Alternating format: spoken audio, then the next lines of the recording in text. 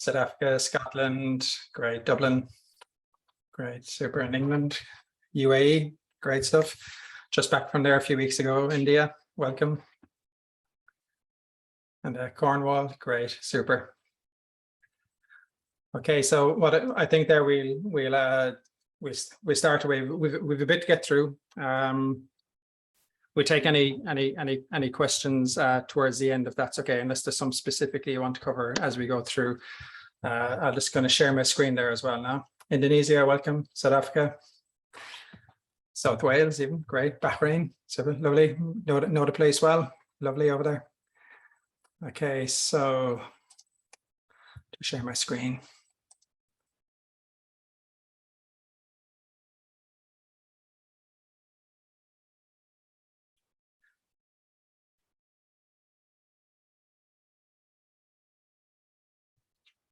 So I think we're safe enough to start there at this stage, and anybody else who comes in anyway, we should have a recording at the end anyway, if that's welcome.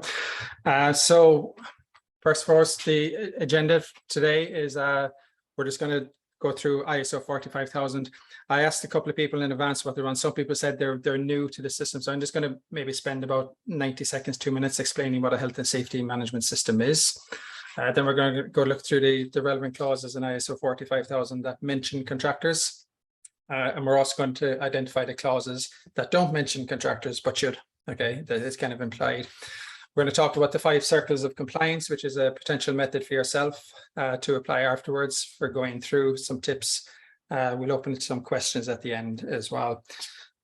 So I have a QR code. This is a group session, so it's hard to kind of get personal. If anybody would like at any stage after the call to just schedule a quick one-on-one afterwards, happy to do that at no cost. It's free.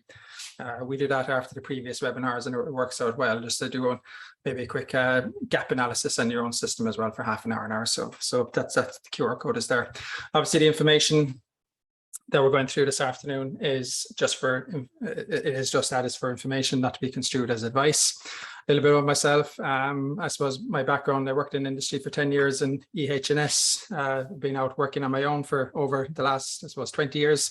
And we're doing compliance software as well in the area of EH&S as well. So that's it. So I enjoy inside, I suppose, coming up with solutions that practitioners meet in day to day. So ISO standards, what are they? Well, typically they're standards that are internationally recognized. The one for health and safety, ISO 45000, is the health and safety one. There's ISO 14000 for the environment, 9000 for quality, and so forth. As of April 2022, just a few short months ago, there were over 24,261 standards in existence. Why do they exist? Obviously, if you go into a hotel and they have a fire sprinkler system installed, which would you prefer to know the system was installed by an installer that was certified and is certifying the system to standard, or somebody who knew a bit about fire safety and installed it? Obviously, we want to be sure that the job is done properly. We want to know the fire safety system was put in properly, and there would be an ISO standard for that as well. So that's just an example when it comes to health and safety, but it's worthwhile noting as well that they are voluntary standards as well. Okay. The other thing inside there is they tell you that you should do things, but they don't necessarily tell you how to do things. And that's, we're going to dig a little bit into that today, as much as we can on a short call today. So, and oftentimes they're part of the procurement process as well. So contractors themselves will see it when they're applying for tenders. In tenders, it'll be, do you have ISO 9000, 14000, 45000? So there might be marks awarded to them. Typically, so just briefly for those who might be less familiar, a quick overview, just a recap on the management system, because if we break the system down into the elements, that's really what the clauses are at the end of the day. So we'd have a health and safety manual. We'd have supporting procedures for the likes of things like risk assessments, training, management reviews.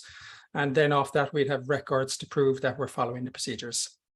That's kind of known as the hierarchy of documentation. Aman, if it's okay there, just if there's anything pops up in the chat that I need to know about, just let me know as well, please. Okay. Thanks. Yeah, sure. No. So how does a manager system work? Well, these are the clauses, the standard. There's 10 clauses in the ISO 45000 standard. The first 3 we can kind of forget about because it's like terms and conditions and so forth, scope. But the business end of it that we need to be aware of are from clauses 4 up to 10. I didn't put in all the numbers there because it's a bit gets a bit kind of confusing, but it looks like Sudoku afterwards. So they're the main ones. And if you look at how a management system is, we're going to use all of those clauses. Okay, so typically system, you need to know who your employees are. Shouldn't be that difficult to find out. You need to know what jobs they're doing. Can be a little bit trickier. You need to know what tasks people perform. That can be tricky, okay, as well. Sometimes people have two jobs. They might be an operator and they might be a first aider, and they have different tasks and different exposures there. So what we need to do is just build up the organogram. So that's known as the kind of the roles and responsibilities. And off that, then once we know people, the jobs and the responsibilities, we can kind of determine training. And training, just a note on that, the old standards referred to training, people had to be trained, but now the word is competence. And competence means, has the person got the appropriate training, but also the education and experience. So the person is at work performing a task. Well, thankfully back at work after COVID, I guess. So it's been a lot of people working from home, but now they're at work, they're performing their job. They're exposed to hazards, they can create hazards. We're just interested in the health and safety ones. Why? Because there's legislation out there. So again, there's a part in ISO45001 about legislation. And always when you say there's potential fines and penalties, that's where people particularly sit up as well, when you hurt them with financial penalties as well. So what does the legislation say? It needs to do a risk assessment. Risk assessment is abbreviated for identify the hazards, assess the risk, and put controls in place. And if you look at what's solid there, that's like the core of a system. People then keep an eye on their system. That once they build it, they keep an eye on it by doing audits, identifying non-conformances, putting in corrective actions, and doing management reviews. Occasionally, there might be an accident or an incident. That happens because maybe you didn't identify the hazard, or maybe you hadn't identified the control, or maybe you had identified the hazard and control, but you just weren't managing it. And the accident report and investigation clause would come in under emergency preparedness and response. And that's where we have to identify potential emergencies and make sure we can adequately respond. And obviously the risk assessment is core to that. The risk assessment is the cornerstone of the system. A good risk assessment, you'll have a good system. Typically a bad one, your system probably won't be worth the paper it's written on. Down here, we have to have a change, something in place for managing change as well. Change, control, management to change, for changes to people, processes, and materials. And then looking into the future, we're here today. We're on a journey of continual improvement, each year getting better. So we want to have a policy document, which is aspirational. And off that policy document, then we're going to have objectives that we're going to meet to achieve those policy objectives. For example, we're going to reduce accidents by 10%. That's our policy. How we're going to do it is set out in the objectives and plans. The glue that kind of holds it all together is the document control. And finally, we've context of the organization, which came in the 2015 version of the standard. And it's kind of like looking at your organization and maybe the risks that pertain to it, upstream, downstream, inside, outside as well. So if we come back and look at the risk control part of the risk assessment, all of the elements or all of the clauses here will link out eventually to the different clauses. So there's every element that you talk about here in the hierarchy of controls in the risk assessment will have some linkage out here to the different clauses inside. Okay, so clauses of ISO 45000, here they are on a table. What ones specifically mention contractors, what ones don't. I'm going to go back in a while. I go back through specifically what those clauses are, but I'll do it, if I do it now, it kind of gets a bit very wordy and stuff, but I'll do that towards the end. We look at those clauses in a bit more detail, but specifically it's mentioned in context of the organization. It's mentioned under consultation, participation, risk assessment, competence and awareness, communication, operational planning. That's like all your procedures, emergency response, and down here, incident non-conformity, corrective action. So when we help companies put together as management systems, we do that across a range of standards. The one thing we're looking for is keeping systems simple, looking at the standards, making sure all of the elements are there, but then making sure that it's as practical as possible. So if you looked at the standard only, you say, wow, so I don't have to include contractors over here. Well, let's see in a few minutes. Okay, so if you Google, or if you kind of go through the standard, if you search through it, you won't see contractors mentioned specifically there. It's kind of implied, but it's specifically mentioned here. So if we're looking at the ones where it's not specifically mentioned, okay, then in a health and safety policy, okay, you should mention contractors, okay, and it's very easy to do so. Your policy will have all the standard kind of gives you guidance as to what should be in your policy. It should pertain to interested parties, how to do communications and stuff like that. But you need to make sure over here that this policy is relevant to all employees, contractors, and visitors. So if you get that verbiage into your policy, then it's a very easy solution for you. Okay, so while it might not be specifically mentioned, this you should have it absolutely inside in your policy mentioning that contractors are important. And you could, while they're not your employees, you nearly need to be thinking of them as employees. The objectives and plans are typically the 3 to 5 year window where you're going to improve. So, I mean, again, if you have something in your policy, you probably expected in your objectives and plans to have something. So your policy, like to reduce accidents by 10%. The objectives and plans is how are we going to do that in the next 3 to 5 years. So again, if we mention contractors, it'd be good to have something inside there. And we could maybe have reduced incidents related to contractors by 50%. And how are we going to do that? So that might be doing shutdown training, or could be root cause analysis of accidents and looking for the ones involving contractors. Go back. There could be a range of them, but it'd be good if you, under your OTPs, if you could mention contractors in there. Legal and other requirements. Again, specifically in Europe, there is legislation. It does mention contractors specifically. Okay, and obviously it's an easy one. So you just want to make sure that when you put together your own legal register, that you do have the bits inside there. And typically that just manages, it refers to projects where you have an idea for a project, and then there's a design phase with architects and designers, and then there's a construction stage, and you have different supervisors and roles there. So that's typically what it would describe. But you got to make sure that that's in your legal register. So again, not mentioned under the ISO standard, but definitely it's one that you will probably have within practical terms. The roles and responsibilities, another one we're going to come up against this later on. The roles and responsibilities are, you need to document with your contractors exactly what you want from them. And, to make it a level playing field, if you have contractors coming on site and you want them to do A, B, C, D, E, you have to tell them in advance that this is your expectation. And if they don't provide that to you, that there are certain things or certain consequences of not providing that. So if you don't do that, obviously it's not a level playing field. So you need to do that, telling them you need risk assessments, you need method statements, they maybe do toolbox talks, but certainly the important ones there are that they'd have to provide you with insurance cover, make sure the job that they're covered on site. And the other one maybe as well is they'd have to have certs for their equipment. They'd have to have safety data sheets for all the chemicals and so forth. So coming inside here, we're going to come back at that because the standard mentions that we should have contracts in place. And if you have roles and responsibilities in place, then it should be easy to bring these roles and responsibilities back into contracts as well. So that's how we can meet that. Monitoring and measurement is another part of the standard. So that's a list of all the things that you monitor and measure. Again, some of these activities will probably be outsourced. So things like checks and equipment and various pieces. So down here, we are looking at down here that certain tasks are performed by contractors. So we should note that, yes, monitoring and measurement will be important. Audits and inspections. Okay, audits would be, say, of your management system, inspections of housekeeping in the workplace. You would definitely have to include contractors in the scope there, because obviously poor housekeeping leads to lots of accidents. So just mentioning it in your procedures. So while the clause of the standard doesn't mention it specifically, you definitely want to be having something inside there.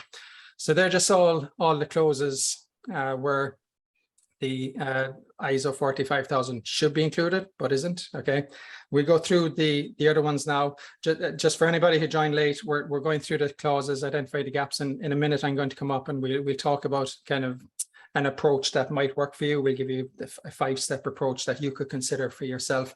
And I will go into the clauses, the standard as they are, and we just make sure we've ticked the boxes.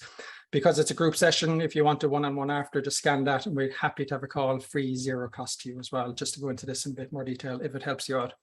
So the clauses that are specifically mentioned, context of the organization. So again, context of the organization is a new clause that came in about 2015. It's across all the standards now. Clause 4. So it's like a risk assessment. We normally approach that if we're helping companies put together a system in terms of doing a SWOT analysis, strengths, weaknesses, opportunities, and threats, and also maybe internal, external factors. And one of them could be a weakness, dependence on contractors. So you just want to, whatever way you structure your own context of the organization process or document or risk assessment, just make sure contractors are mentioned, because it is mentioned in the standard that they have to be considered here. Risk assessment, obviously, okay, we mentioned it in the policy. Contractors coming, people coming on site, employees, visitors, and contractors. So contractors, obviously, they can create hazards, but they can be exposed to hazards in your own workplace. So they definitely, and typically that's done in the risk assessment where you have the hazard, the risk, and you say who's exposed, and it's typically employees, visitors, contractors, and whatnot. Communication, okay, there's no point having all this great stuff available in your own desktop or in your own cabinets and stuff like that, or your PCs. in a client we did not so long ago in the States, we went in, we audited, and there were 4 procedures internally for managing contractors, 4 of them trying to do the same thing, but 4 of them, 4 different versions. And what ones did the contractors get? I don't even know if they saw any of them. Okay, so you want to avoid that. You have to be clear yourself, and then it becomes a level playing field with your contractors on the other side in terms of how you're going to force that. The standard I says you must identify internal channels, how you're going to communicate health and safety internally, and then externally, how are you going to do that as well. And obviously you'll have a procedure for managing contractors. If you're using an online tool or spreadsheets, whatever, just describe what it is, what you expect of it, who's responsible for checking the information.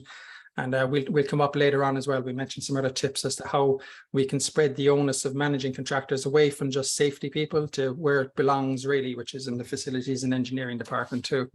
Competency and training, again, it does mention, that clause does mention contractors. It's important to note that the standard these days, it talks about make sure people are competent for the job they're doing. It doesn't talk about training, okay? It talks about competent, and competent is training plus experience plus education, or skills if you want in there, but competence is training, experience, education, not just training.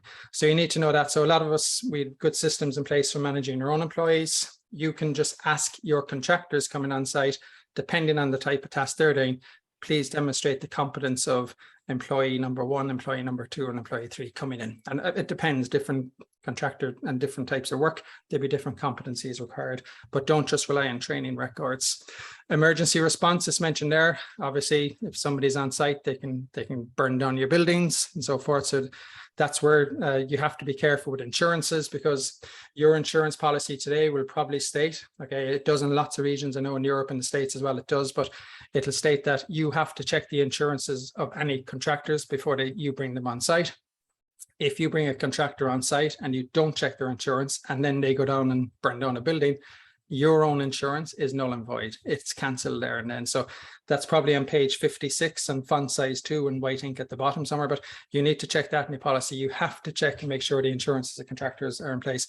Going back in the context of the risk, the emergency preparedness, you just need to know yourself where are the potential emergency scenarios and make sure that's communicated to contractors as well. Okay, so and a two-way traffic. If they can come in, you have to be checking out their risk assessments, method statements before they do work that ultimately won't have an adverse effect on you. We work with a company, they do lovely 3D maps, just showing one here. I think I love these inside. We normally refer them companies over to use their services because visually it presents all the data very nicely, and there's different layers that you can have it. So for drivers coming on site, a very simple layer for where they're driving, but for fire services, they absolutely love the different layers that are possible inside there. If anyone is interested in them, just afterwards you can let me know, and I send you the email of Andrew. He'd be happy to talk to you about that. So there's specifically the clauses inside there. As I said, it is going through. I'm going to maybe dip into the standard itself and just as well just before the end. If just the QR code, if somebody wants afterwards go into more detail, happy to do that as well.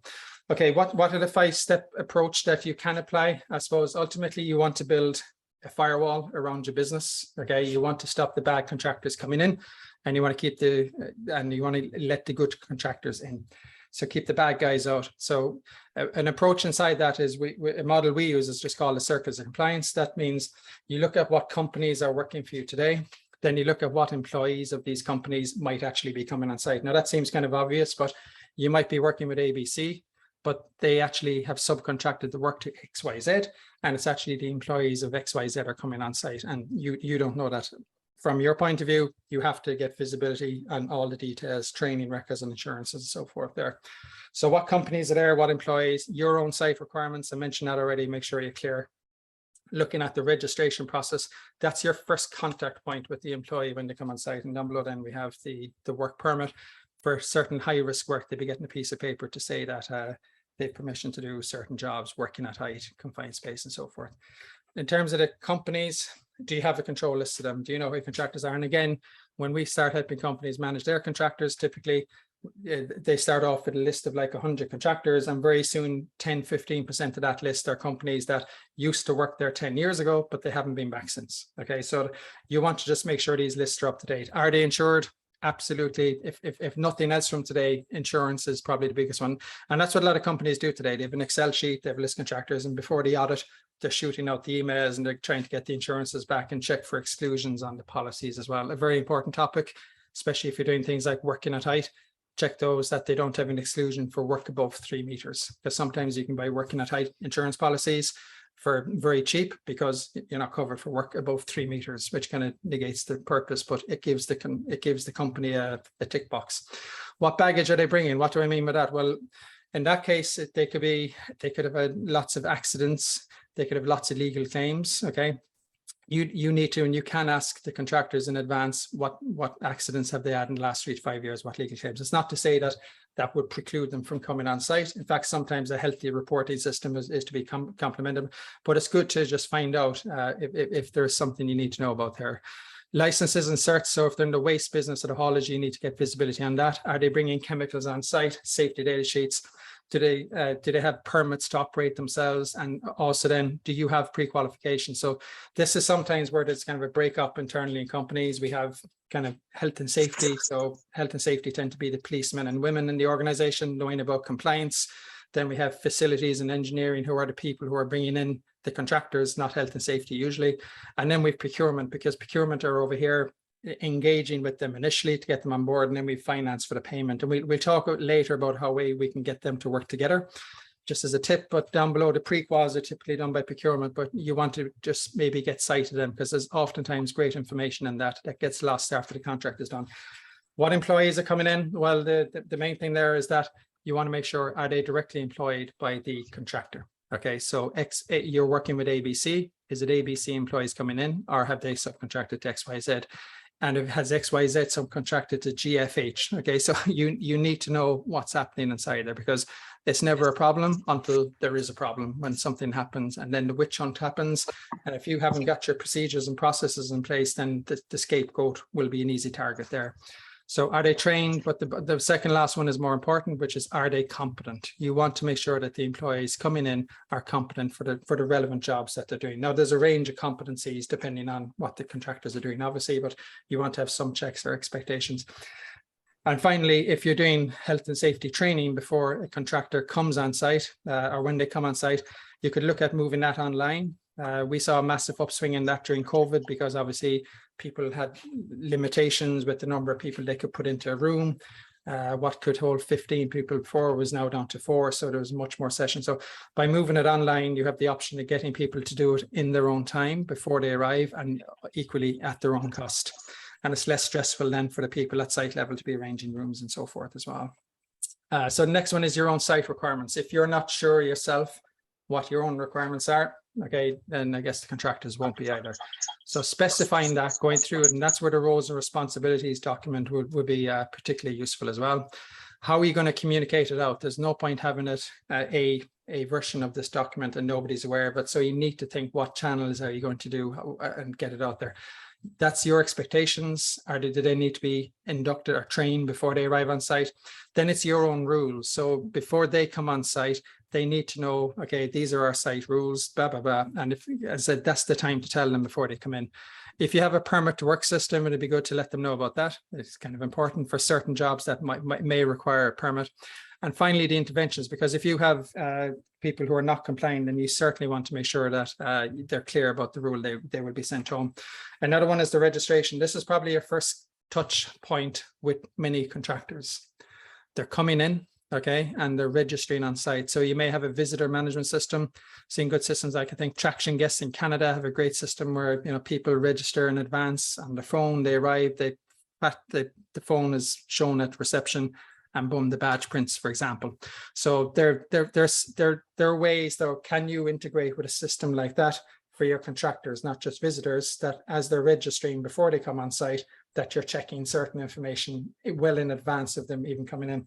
Equally is the access control. If you have an access control system, typically your contractors will be swiping a card. That card just says Dan Gallagher from EHA arrived on site at 2:30. It'd be good to just check Dan Gallagher, is he on the system and is he done the training? And EHA, are they on the system? Is their insurance okay? Blah, blah, blah. Whatever checks are essential there. So are there third parties, are there systems and hardwares that you can also use information from to integrate in with? The last one is the work permit. So again, many companies with high risk activities will have a form of safe work system, a permit to work permit. Could be hot work, confined space entry. Having your own system, great. But again, is there a contact point within your permit when you're going issuing a contractor XYZ and the employee Bill? Can you at that point in the permit check back on the system to see, is Bill on the system? Has he done his training? And also, is his company on the system? Are they insured? So it's just that level of integration is just where it might be useful, and just creating a few thoughts for you on that one.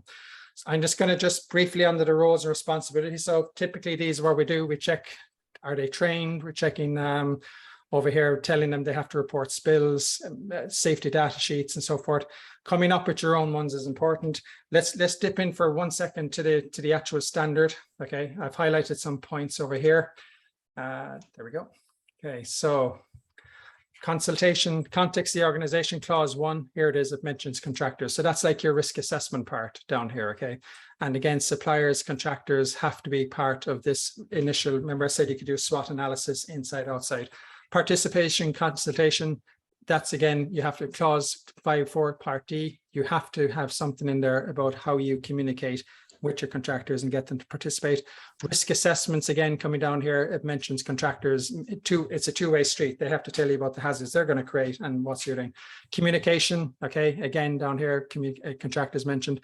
Awareness is basically like training. So making sure the contractors are aware of the risks that they're exposed to. This is where it comes into a little bit more detail under the operational control section, okay? They need that. The standard obviously recognizes that companies need contractors. There's no doubt, okay, because they bring different skills that mightn't exist in the organization, and they can be construction, operations, security, cleaning, maintenance. That's what's meant by contractors, okay. They can also include consultants and other divisions like that. So what does the standard say? Well, it says that you should basically maybe consider putting contracts in place and define responsibilities. So if you have the roles and responsibilities documented in your health and safety management system, then maybe that could be integrated in with some of the contracts to delineate clearly who's responsible for what. Coming down here then as well, you're looking at basically the contractor's health and safety performance. So that's where you want to look at, maybe as part of your pre-qualification process, their past health and safety performance. That's why I mentioned a while ago the need to check how many accidents they may have had in the last 3 to 5 years, how many legal claims, so forth, what type of training they're doing, their own capabilities for the job. And again, that's going back to the competency of the employee. Over here, coordinating with the contractors, you should give consideration to the reporting of hazards between yourself and your contractors, and equally vice versa. Controlling worker access, again, that's back to the point of, that could even be down to the point of access control badges. How are you letting into certain areas, and making sure that if they're going into certain areas, are they appropriately trained? Do they know what they're heading into? Okay. And procedures then to follow in an emergency. So again, that's mentioned in the standard. Just make sure in your own emergency response plan, you do think about the contractor and get something inside there. The other ones, so down here, so you should specify how contractors will basically, how you're going to control entry, confined space entry, how you're going to manage, excuse me, exposure, assessment, and so forth. And finally, the reporting of incidents. That's a big one. So if they have accidents, they need to report back to you. And do they use their form or your form? That's something you need to clarify as well. So contractors, you need to ensure that contractors are capable of performing their task. Okay, so it's quite there. And again, the word comes back to competence. Competence is training, education, experience. You can look at their performance record. Again, going back, are you asking that today? And even year on year, that's where the vendor rating comes in. You might have a contractor working on site for several years. Are you looking at their performance year on year as well, that you can afterwards say, well, look, we have this great history with this contractor and we're continuing year on year because of this great performance. Their qualifications, experience, and competence, mentioned that already. Resources that they're going to use, the equipment that they're going to use, again, are you looking at that? Is it properly certified? Are you asking for the certs for the equipment? Is it appropriate? Are they going using ladders when they should be using hoists or cherry pickers? Down below here again, contractors down here. So you should coordinate your procurement process, okay, in order that you identify hazards and control risks. So basically, we want to look at all the contractors' activities that impact your organization, all the things that impact the contractor workers. So you affecting them and them affecting you. Okay, so that's it. And also then how contractors affect other interested parties, visitors, neighbors to your facility. Down below here, your procurement process shall define and apply these health and safety criteria. So when you're selecting contractors, health and safety would typically be built into the procurement. So typically procurement are asking them about pricing and their financial status and lots of other stuff. It's not just health and safety, but they have to have, or they should have, health and safety criteria in there, which means you should have access to that afterwards as well, because a lot of the time it's completed, it's gone to procurement, and then it disappears down a hole and you don't get to see it again. Emergency response is another clause down here. Okay, so again, we've mentioned that. So that's what the standard says. You can see this is the actual wording in the standard. It kind of doesn't really tell you how to do it and what to do it. Okay, but hopefully the 5-step approach that we went through there, identifying first your companies, then the employees, the registration process on site, your own site rules, and finally linking it to the work permit. All those spheres should come together for you. I'm going to just go back into the slide here just for a second.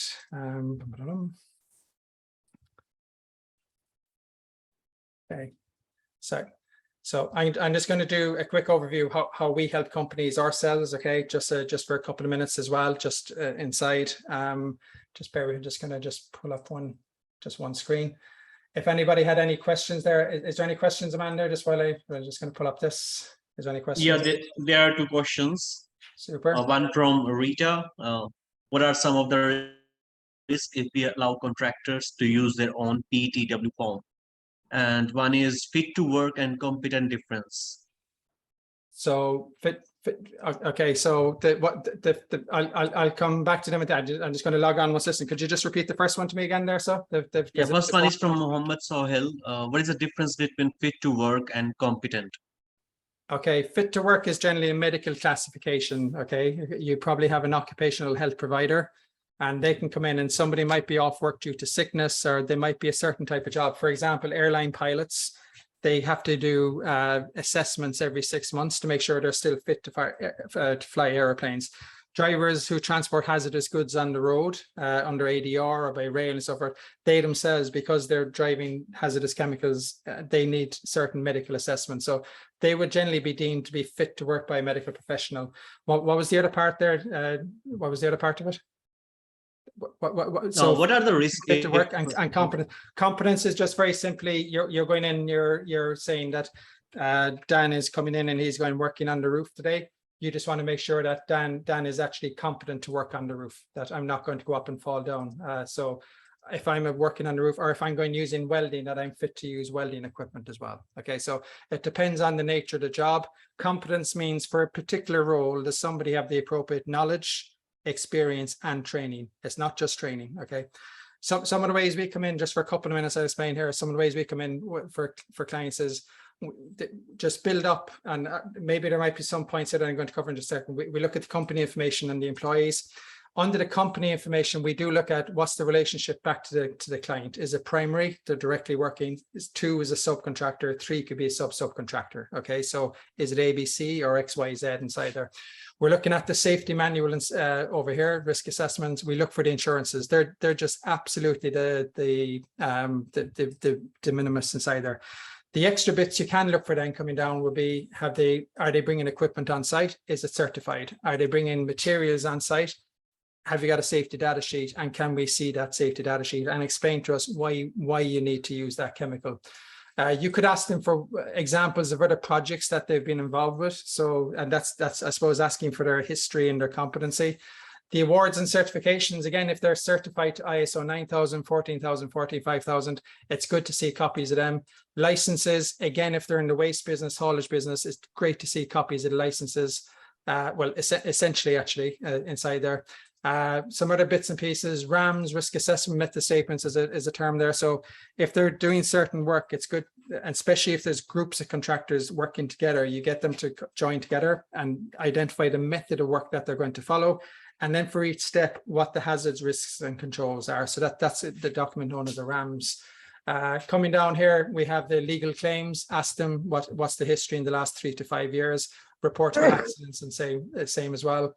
The other bit you can do is the pre-qual. That's typically going back into procurement, where say procurement have a questionnaire and they've asked the contractors to complete that questionnaire, and it's just you might be find useful information that as well, where you're going through and there's certain information that we're asking, and year on year then the contractor. So that's typically like an onboarding one, but then performance wise year on year you could look at vendor rating, where you're looking at your contractors over here, and you could put in a simple system like gold, silver and bronze, or approved, not approved, or A, B, C, D. It really doesn't matter, but whatever it means something to you, you want to kind of identify who is a good performer and who might be poor. And then if somebody is a poor performer, you might want to work with them over here and say, look, Bill, you're at level B or you're bronze. I want to get you up to silver or gold. And we communicate with them to get them up, and we're helping them performance. We're helping them identify it. So there are two bits that were mentioned in the standard. Okay. And there are two bits that you could do it by simple question, one questionnaire or multiple, or the vendor rating as well. We normally within our system, we put in something just for reviewing documents as well, like a RAMS, a risk assessment method statement, where that could be sent in and it could be approved, reviewed or rejected, and that goes through so forth many times. And finally, what type of reports? I think reports are key, because if you have a health and safety management system, you want reports to go to the right people and you want relevant information on that. So there's no point sending lots of info to certain people. So maybe people at receptions and security get one report, super simple. The one I'd have in mind there is that they might be checking the company, the employee. Hello. Yeah, hello. Is that okay? Safety statement, training, the equipment, and even induction. You'd be coming down there and you could be checking those things. And 4 green lights, you can come in. Anything red, sorry, goodbye, you're not coming home.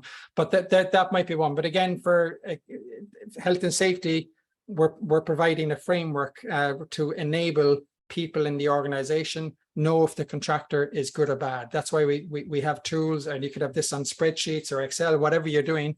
But the important thing is that you don't become the person responsible for everything here, because there's so much. If you have 100 contractors with 10 employees, that's 1,000 bits of data. If each employee did 5 training courses, that's 5,000 bits of data. And one person, it's not the role of health and safety. So we're enabling people in the organization. You want to make sure people in engineering and facilities can use a system. And then before contractors come on site, they're checking, are they on the system, and is everything green as well? Okay. One extra little bit we do as well, or we find very useful, is when we send these reports internally, you can actually identify over here who on site is the relevant contact person for your contractors. So if something is not up to date, they in addition could contact out to those contractors. In our own system here, by the way, it's free to use. I can share more of that information later on, but inside there, the contractors get alerts 90 days out, 60 days out, 30 days out, 7 days before anything expires. So we try to make it as simple as possible. You can, of course, do training before contractors come on site. I said we saw a big upswing on that. It was COVID. Thankfully, all that COVID stuff hopefully is kind of disappearing in the rear view mirror. It's disappearing in the distance, but it's still worth considering. If you're still doing training manually, it's worth considering moving that online, because again, it ties the whole thing, and people can be aware before they arrive on site of what they need to be aware of, and they can get an extra hour of work done because they've done the training and not taken up an hour of your time. So just a couple of tips back down here.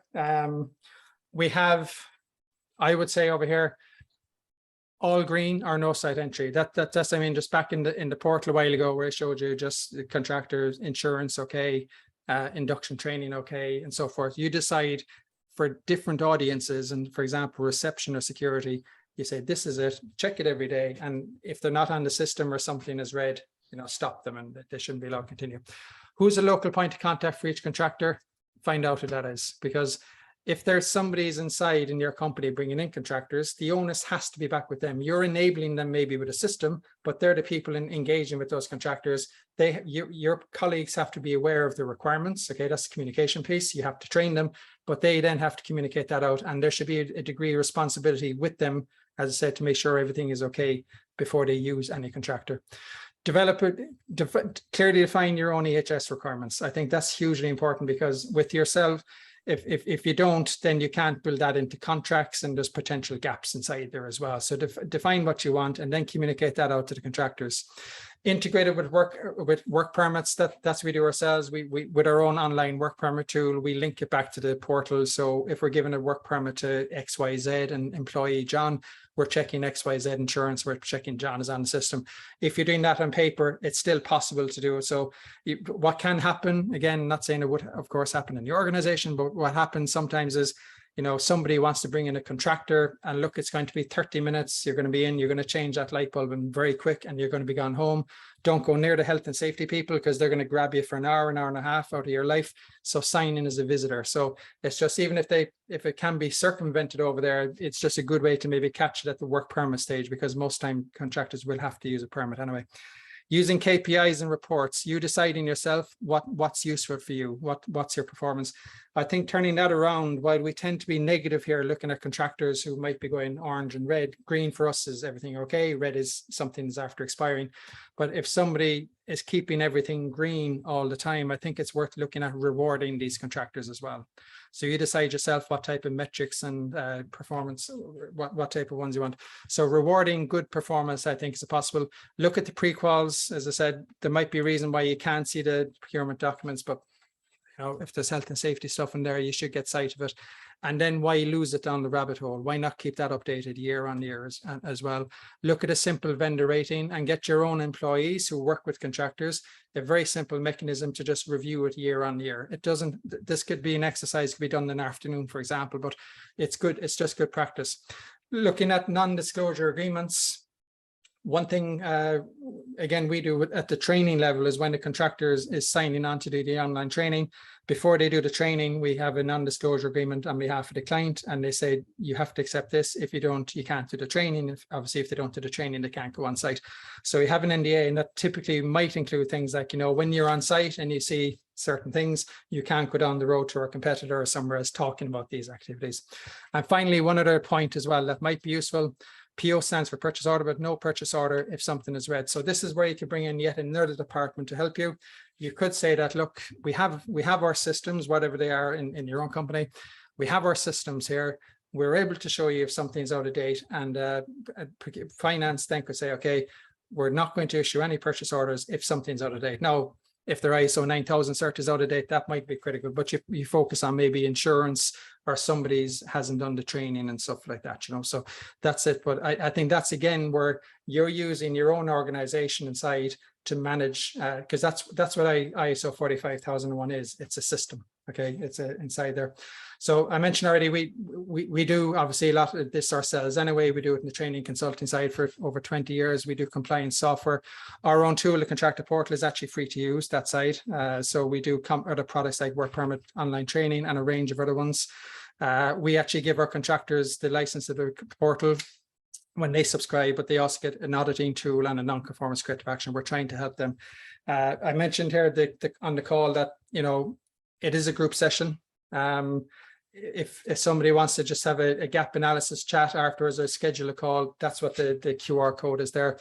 They're just some of the companies we're delighted to be working with and have done for several years. It's the same problem, whether you're in pharma, med device, oil and gas, food and drink, whether you're small or big, it really doesn't matter. It's the same problems everywhere. Okay, it's just you break down what you want into typically it's the components I was showing you there. And if you're doing that, no matter what business you're in, it's the same. The sector you're in doesn't really matter, and the part of the world, the part of the world that you're in doesn't really matter hugely either. Most of the time, that's important. This is important stuff. Okay, so I'm going to shut up for a second. You'll be happy to hear. I'll just see if there's any other questions. You can unmute yourself if you want, or maybe just pop it in the chat. I'm going to see if I can find the chat window over here as well. But we kind of went ahead of we got a little bit of we went through this kind of quickly. But I said we'll make the recording available afterwards to you anyway as well. But equally, as I said, if you want to just have it a one-on-one, more than happy to do that as well. So I see. Is there one of the questions we got previously as well? I think I answered it as well. Was about managing contractors in an emergency. Somebody had sent that through by email. So I guess in an emergency, and you need to bring a contractor in at very short notice. I think as a business, you need to think, well, what are these emergency situations, and then line up potential contractors and be talking to them. Well, are you willing to come in Saturday morning or Sunday morning at this time if we have this? So I think they're kind of things you need to build into SLAs. It's not when you're called into work at Sunday morning at 2 o'clock and then you start thinking about it. That's not the time. So I think that it's the same principles. If you're bringing these contractors in, I know it can be difficult when you're under pressure. That's why you think about it in advance. But if somebody comes in at short notice and burns down your building, you know, there's nobody going to thank you. And that probably is due to lack of planning. Just see, I think, yeah, we will. A couple of questions there about the presentation. All green or no site entry, what the statement means. Okay, super. I suppose just backtrack there for a second. This is what I call all green or no site entry. If you have an insurance policy, sorry, maybe I should have mentioned that a while ago, apologies, but if you have an insurance policy and it's valid for 12 months, okay, it's green for that period. With a month to go before it expires, it's orange, okay? And then if the insurance policy is on the system and it goes outside the 12 months, so it expired in July and we're now in August, it goes red. So the idea here is that the contractor needs to keep this up to date. And if keeping all the, making sure everything is green, it's just like this. You decide for your criteria coming on site, what's important or not, and you tell them if everything is green, let the employee in, and if it's not, well, orange is okay, it's still valid today, but it's not next month. And anything red, either contact EH&S or hey, send them home and tell them come back tomorrow. So hopefully that might have answered that question there. So would you go as far to check the CSCS cards? I think it's up to we as a business, we generally provide a bookcase for our clients and put all the information together. We see companies out there that say, give us all your contractors, we manage them and we look after the risk assessments. Honestly, I don't know how that can work, because the only people who know your business and the risks of your business are yourselves. And you're the only people who can interpret the quality of these documents that are sent into you as well. So I think by enabling you with documents at your fingertips, that's what we do, but you have to go through. So some people can go through and check that. I think it's a good idea to verify it, what these records are. But I suppose that's back down to knowing the organization, not just asking somebody to send training records, but building up a profile of this company as well. Do they have the other checks and balances in place? What are some of the risks if we allow contractor to use their own permit to work? I think I've seen some permit to work forms that are really basic, and it's up to you. I mean, it depends on the risk, how risky is your business inside there. And some companies don't need a permit to work system. There's no activities deemed that high a risk, but it's up to you. I would think that if you have a high risk, you should have your own, and you get contractors to use your own. Otherwise, you're going to suffer by any gaps or deficiencies in their one. If you think it's good and you're competent to look at their form and think it's good, yeah, that could be something to do.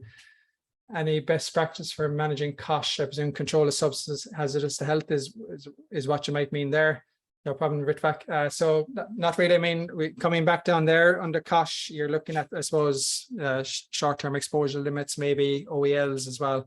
That kind of brings into the realm of industrial hygiene. Okay, I would think under your risk assessments, you need to be aware of where these exposures exist and make sure that if contractors are going into the area, that they're told in advance what they are for, and that might be tying in, for example, access control, restricting access to certain areas among some of your contractors.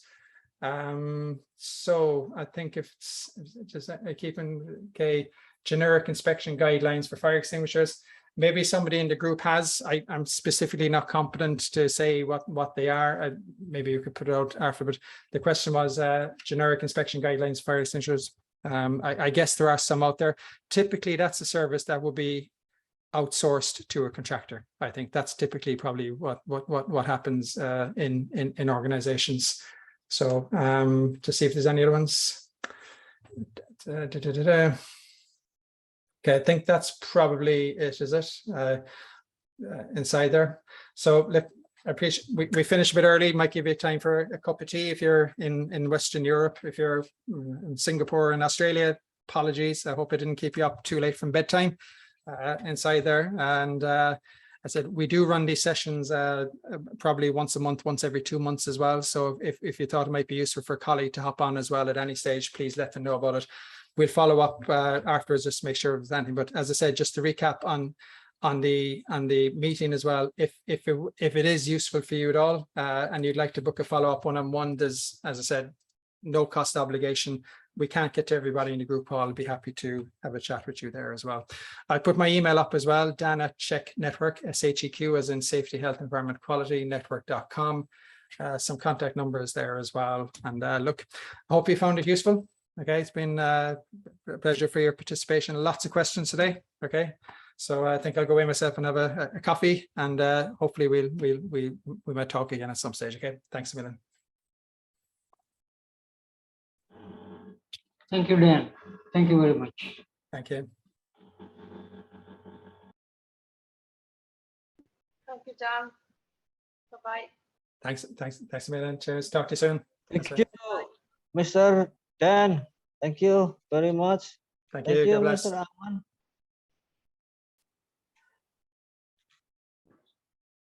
Thank you, Mr. Dan.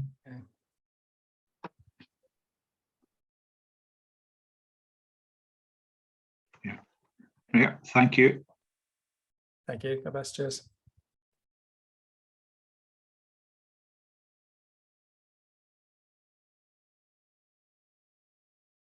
Thank you very much.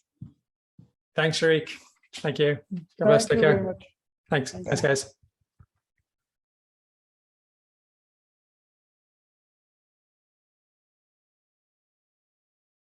Hi, Mr. Dan.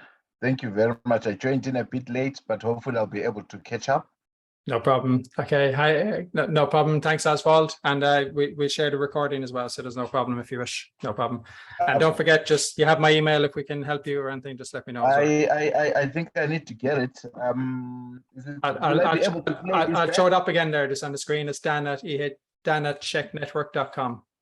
Let me just quickly take a picture of that one then. Sorry, and I'm sorry to the group for holding. No problem. up. I'll put it in the chat there as well. Maybe it might help you. Okay. Thank you. There you go. If that works. And So I'll be able to get you on this one. no problem. Exactly. Then in terms of training for groups, for instance, for my safety officers on different sites, is it something that is doable? In terms of training a safety officer, I didn't get the question. Sorry, what was the question? Yes, we have safety officers that are responsible for different mines in different locations. Sure. And I was just thinking, this, from the little that I saw, I think it would help them quite a lot. So maybe Okay. I've got your email address. Let me communicate with you via email. Perfect. Let's do that, and we can follow up. That'd be great. Appreciate that. Thank you very much. Thanks and bye-bye. Thanks, Oswald. Bye. Thank you. Thank you very much, Mr. Dan. Thank you. Have a good- Shukran, Mohammed. Thank you. Thank you. Ta-ta-ta.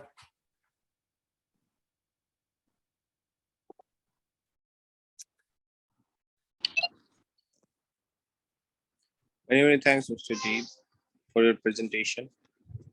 Okay. Thanks, Rahul. Thank you, sir. Thank you. Okay, I'll end the call so we can stop the recording, and then at least it won't be going on too long after the call as well. Bye-bye, everybody. Hopefully talk to you soon. God bless. Take care. Bye, Dan. Thank you. Bye-bye. Bye, Dan. Bye for now, Mr. Dan.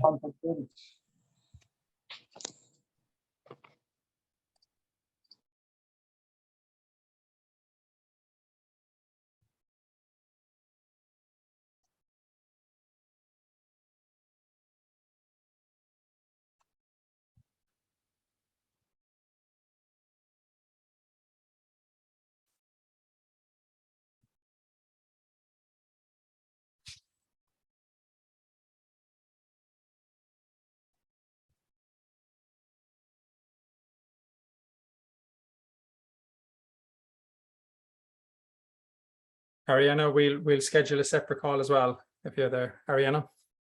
Yes. Yeah. Okay. I'll ask Aman to have a separate call as well with you. We need to have a chat as well. He was talking about some opportunities, so we'll talk to you shortly on that if that's okay. Okay. Okay. Is that okay? And Ta-ta. yes.